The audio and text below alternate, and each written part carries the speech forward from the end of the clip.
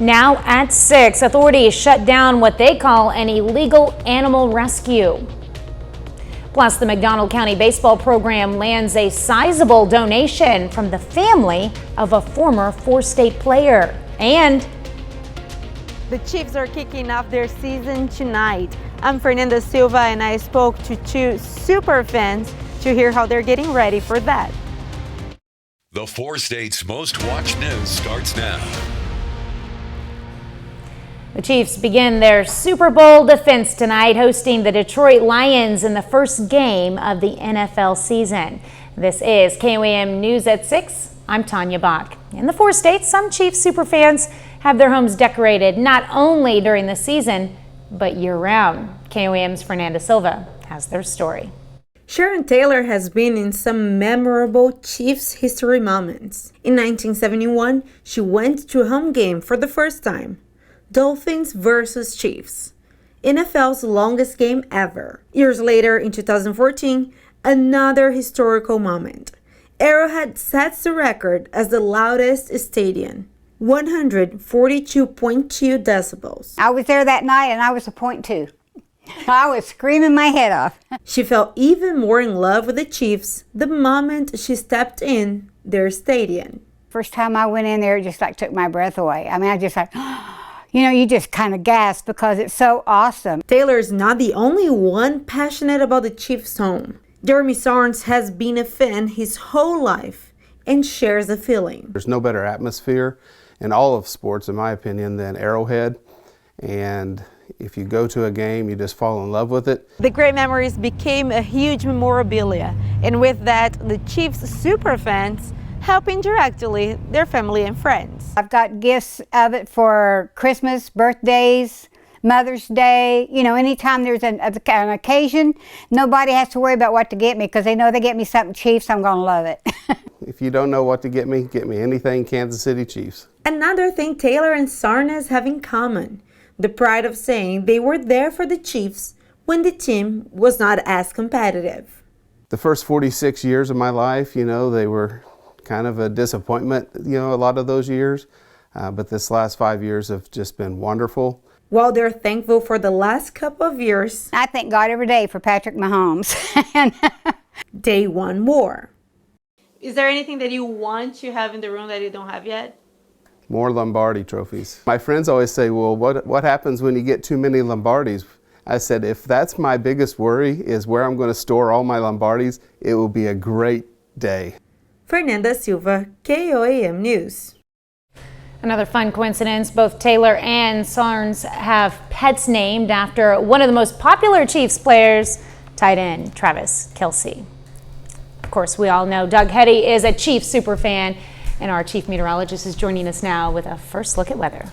Yeah, and sadly, Travis Kelce is inactive tonight, so we're going to have to get around that barrier. I got the Chiefs tie on, so I'm supporting and actually pretty excited with the game starting here in just a little over an hour. Temperature is great.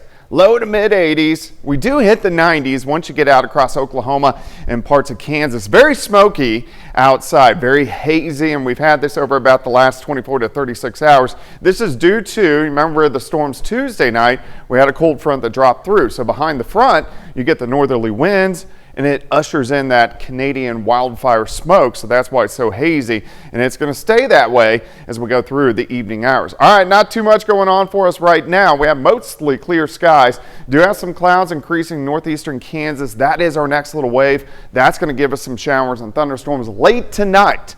So we're going to break that down for you here in just a bit. All right, thanks, Doug.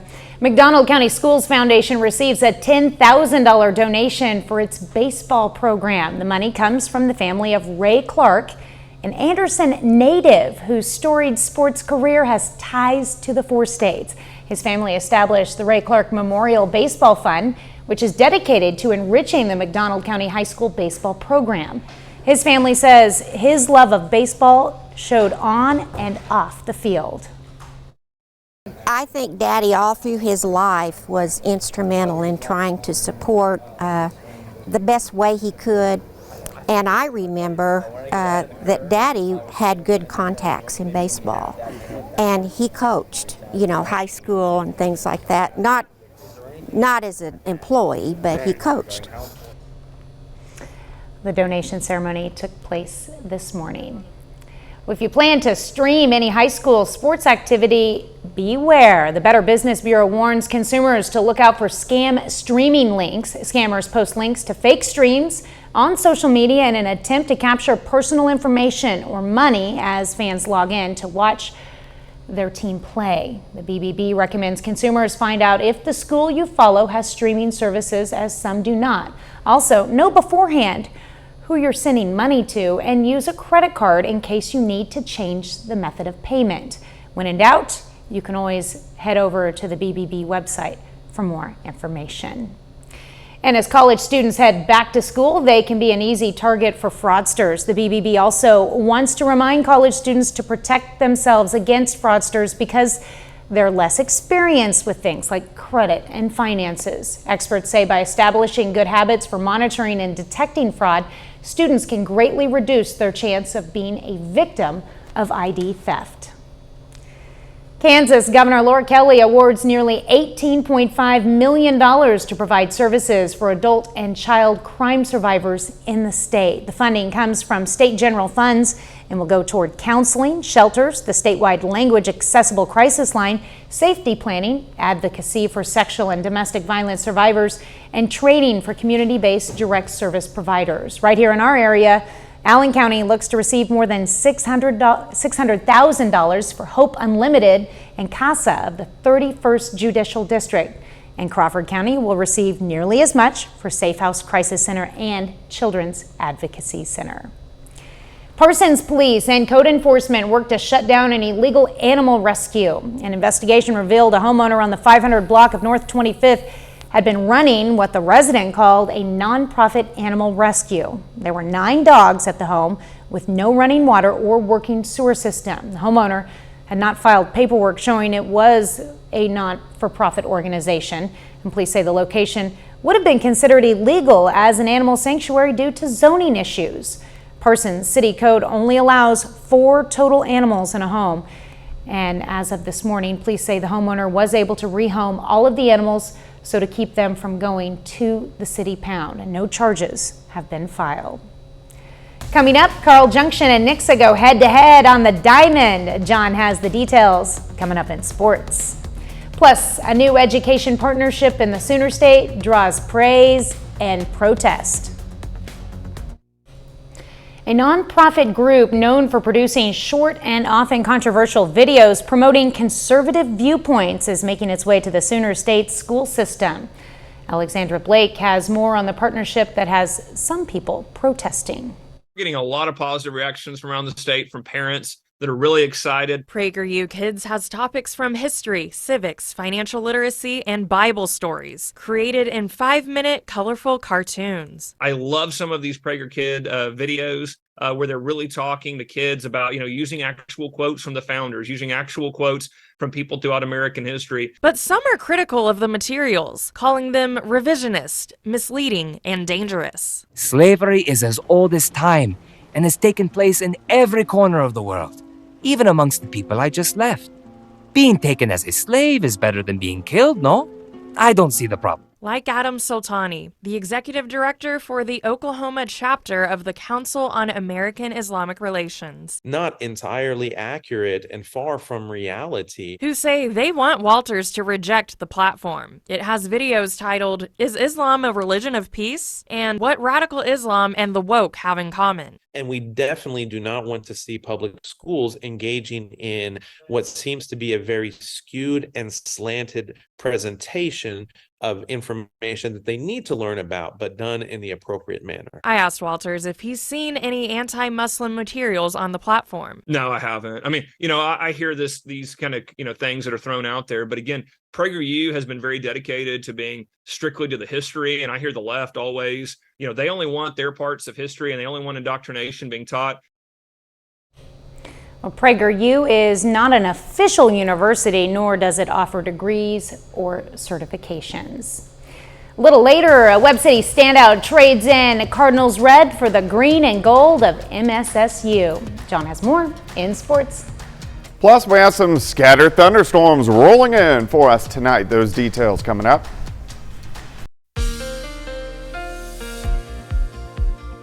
Well, it's turned out to be a nice Thursday for us today. A little bit warmer as we've gone mainly into the upper 80s of 4 highs, but sunshine out there, nice shot. Indigo Sky Casino and Resort, of course, Indigo is just outside of Seneca, Missouri. Very hazy, though. We have that smoke in the atmosphere from the wildfires up across parts of Canada, and with a northerly wind, of course, that ushers in to the region. So the brighter the colors, or the more greenish, is where the thicker smoke is, and this is going to stick around through the evening hours. So this means very red sunset, very hazy once again, but it does start to at least dissipate a little bit for us as we head toward the weekend, which is good. Makes our air quality a little bit better. 85 Stockton, 88 in Anderson, Grand Lakes at 90. We have Pittsburgh at 86. We have Parsons checking in at 90 degrees. Hazy looks, our visibility is down. It's down to 4 miles, usually sits at about 10. 85 feels like 83 throughout the evening hours. We drop back through the 80s, 70s, eventually lower 60s later on tonight. Clear skies right now, but we do have a wave out across central Kansas. And what that's going to do is fire off some showers and thunderstorms down across eastern Kansas later on tonight. This is going to be after midnight, so until then, we look okay. We go through the evening hours. Look at the showers and thunderstorms popping up. Here's 3 o'clock in the morning. Now, they're going to be scattered. Not everybody's going to get the rain, but the areas that do get some of these storms, you could get some decent amounts, which is going to be good. All right, scattered hit-miss storms as we go through tomorrow morning. Here's 4:30 in the morning.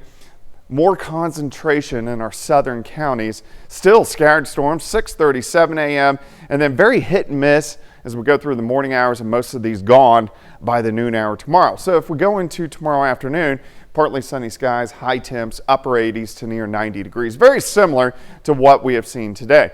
Tomorrow night, we drop back near 60, and then Saturday, very similar, high temps, mainly into the upper 80s during the afternoon. So it looks pretty good overall, and we could use a little bit of rain. All right, rainfall amounts, they're going to be very light, more concentration. Kansas, down through Oklahoma, northwestern Arkansas, where some areas may get 1/4 of an inch, but everybody else, very light amounts. 65 to start the day, 80 by noon, 86 by 4 p.m. High temp, right around 88 degrees as we go into the afternoon. Let's go into tomorrow night. We got high school football, which is going to be kicking off, and we're going to hold on to the decent pattern. It looks pretty good for us tomorrow evening. 82 by kickoff. Mostly clear skies, still a little hazy out there. 72 by the time we head into the fourth quarter. So pretty good conditions for high school football tomorrow night. All right, let's go 88s. Really the next 3 days. 81 on Monday. Some pop-up storms. 77 on Tuesday. So we cool down quite a bit. 77 Tuesday, 79 Wednesday, 79 Thursday. Back into the 80s late next week. But pretty good temperatures moving in for us next week, which is good. We always like to see the 70s. Yeah, like it's starting to look like fall might be arriving. Yeah, the second half of September is going to be kind of hot, though, just so you know. Not like hot, but I know, hot for I see it September. going back up Yeah. at the end of the 10-day there, Yeah. but that's so promising. Having those nights in the 50s are know. just wonderful. They Kinda just give you a nice. break from that. Your AC needs it. Oh, yeah, mine does. Yeah, for sure. All right, thanks, Doug. Well, coming up, Carl Junction softball tries to start a new winning streak after falling to Webb City on Tuesday. Plus, Pitt State, Missouri Southern, and the Kansas City Chiefs all take part in a busy night of football. John Dales has those stories and more up next.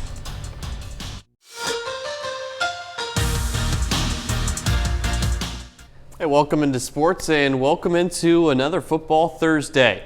Third-ranked Pitt State football gets its first road test of the season tonight. The Gorillas head to Fort Hays State. That game getting started in a little over 30 minutes. The Gorillas have won each of the last 2 games they've played against the Tigers, but Fort Hays State demolished Northeastern State 56-0 in its Week 1 game. I'll keep you updated on how the score shakes out and let you know how things finish tonight at 9 on Fox 14 and 10 o'clock right here on KOAM. Missouri Southern football also in action tonight. The Lions face Washburn, who just came into Kearney Smith Stadium last week and kept things close against Pitt State for the first half, but after trailing 6-0 at halftime, The Ichabods lost that game 34-7. Now, this one just got started at 6 and 7-0. Southern leads currently. The Lions got the ball first. They marched straight down the field for the score. Akeem Gilmore rushes in from 21 yards out for the touchdown. If the Lions get a win tonight, it would be the first time they took down Washburn on the road since 1995. I'll keep you updated on that score throughout the night as well. Busy night of football continues with the NFL season kickoff at Arrowhead Stadium. The Chiefs open the year against the Lions. According to NFL Network's Ian Rappaport, they'll be without All-Pro tight end Travis Kelce, who hyperextended his knee 2 days ago in practice. Kickoff in Kansas City, just about an hour away at 7:20. Back locally, Carl Junction softball hosts Nixa this afternoon. Both of them are coming off a loss on Tuesday. The Bulldogs fell 10-7 to Webb City. The Eagles coughed up a 2-run lead in the final inning to Neosho. Now the last check of that score after 4 innings, 13-9, Nixa leads over CJ. The Eagles jumped out to a 10-0 lead after the first half inning. Bulldogs have been able to battle back to within striking distance, but still trail heading into the last couple innings. We'll have highlights from that game tonight at 9 on Fox 14 and 10 on KOAM. Plenty of other Missouri high school softball games this evening, one of them being the aforementioned Webb City taking on Willard. Cardinals on a hot streak right now. They've won 3 in a row in 6 of their last 7. Joplin softball also at home today, taking on Branson. The Eagles also sport a 3-game win streak entering this contest. After this one, Joplin has tomorrow off before a doubleheader against Pryor and Webb City on Saturday. And in local baseball, one of the high school standouts you've likely heard the name of quite a bit this spring, Drew Vonderhaar from Webb City, announces his commitment to Missouri Southern. That steal of home you just saw in the state quarterfinal against Kearney. One of the many highlights from this past season for the third baseman and outfielder that was a huge part of the Cardinals' run to the state Final Four. But back to football. I kind of like these Thursday night games. It's exciting. And like I mentioned, Southern, a team it seems like they're on the rise right now, and they're starting that game off right for sure. I know, yes. That's good because it seemed like it was a rough one with the Ichabods and Pitt State for the first half. So it's nice to see Missouri Southern taking the lead early. Definitely, and on the road too. And it'll be exciting to see what happens with the Chiefs tonight. It will. All right, that's it for sports. We're back after this. Here's a look at what's coming up on KOAM News at 9 on Fox 14. The city of Miami is hosting a town hall meeting to discuss an uptick in crime. Plus, Missouri Southern hosts an event to let students get colorful on campus. And we look at a growing trend of remote workers who are packing their bags and looking for cheaper living. Those stories and a lot more tonight on the KOAM News at 9 on Fox 14. Final check of the weather. Yeah, it looks pretty good this evening. It's very hazy outside, and that is due to the smoke from the wildfires in Canada. And this is going to stick around, but get better as we head into the weekend. Scattered thunderstorms for us after midnight tonight into tomorrow morning, and then high temps, upper 80s next few days. All right, final sports note. A lot of football to follow tonight. Obviously, Pitt State, big favorites on the road. Southern, underdogs, but like I said, winning right now. And then Chiefs still favorites at home, even without Travis Kelce. And Yes. Chris. All right, well, we'll get those updates tonight at 9 from you. Yep. Well, thanks for watching. Before we go, here's another look at some Chiefs Superfans memorabilia ahead of tonight's game. We'll see you right back here at 10. Have a great evening and an even better tomorrow.